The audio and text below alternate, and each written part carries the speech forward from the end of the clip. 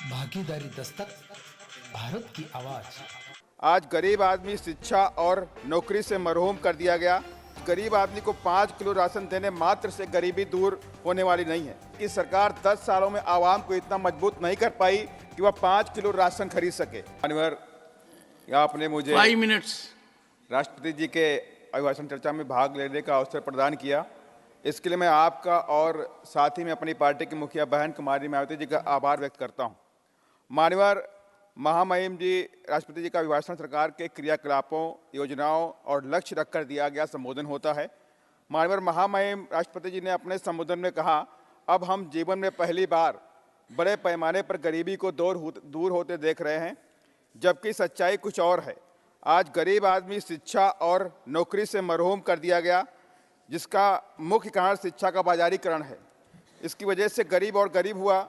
आज गरीब आदमी को 5 किलो राशन देने मात्र से गरीबी दूर होने वाली नहीं है। इस सरकार ने भी पिछले कांग्रेस सरकार की तरह ही पिछले 10 सालों में गरीबी को लेकर खोखले वादे ही किए।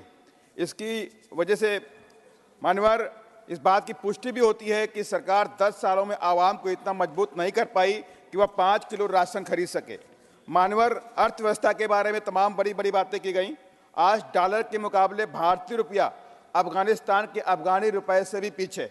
माननीय, साथ ही किसानों के लिए कहा गया, किसान एमएसपी पा रहा है, फसल बीमा मिल रहा है।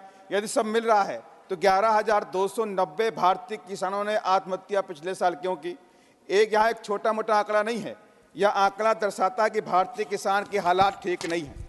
माननीय, बाबा साहब अम्बेडकर से जुड़े 5 स्थानों पर 5 तीर्थ के रूप में विकसित किया गया, यह एक सराहनीय कदम।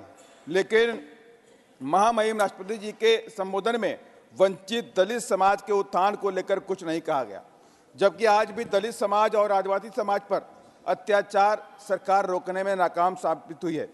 एनसीआरबी के 2021 के रिपोर्ट के अनुसार देश में लगभग 2021 में 53,886 मामले SC ST पर अत्याचार को लेकर दर्ज हुए। यही नहीं मान्यवर, एक घटना बिहार की है कि किस तरह से वहाँ की सरकार ने एक दलित IAS के हत्यारे को, जी कृष्णैया के हत्यारे को वहाँ पर छोड़ने का काम किया, वो पूरा देश जानता है। वही महिलाओं पर भी तमाम तरह की बातें बताई गई। मान्यवर, एक रिकॉर्ड के अनुसार पिछले 3 सालों में NCRB के अनुसार देश में 13 लाख महिलाएं लापता हैं। NCRB की रिपोर्ट अनुसार देश में लगभग 80 से 90 बलात्कार रोज होते हैं।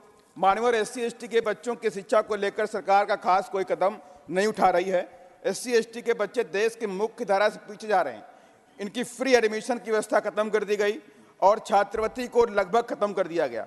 माननीय, बाबा साहब का सपना देश को विकसित राष्ट्र बनाने, और उसके लिए बाबा साहब ने बहुत सुंदर और बड़ा महान संविधान इस देश को दिया, जिसमें विकसित भारत को लेकर तमाम तरह की संभावनाएं दिखाई देती हैं। लेकिन मात्र हर जगह विकसित करने पर, कहने पर भारत विकसित नहीं हो सकता। इसके लिए सोच भी विकसित करनी होगी।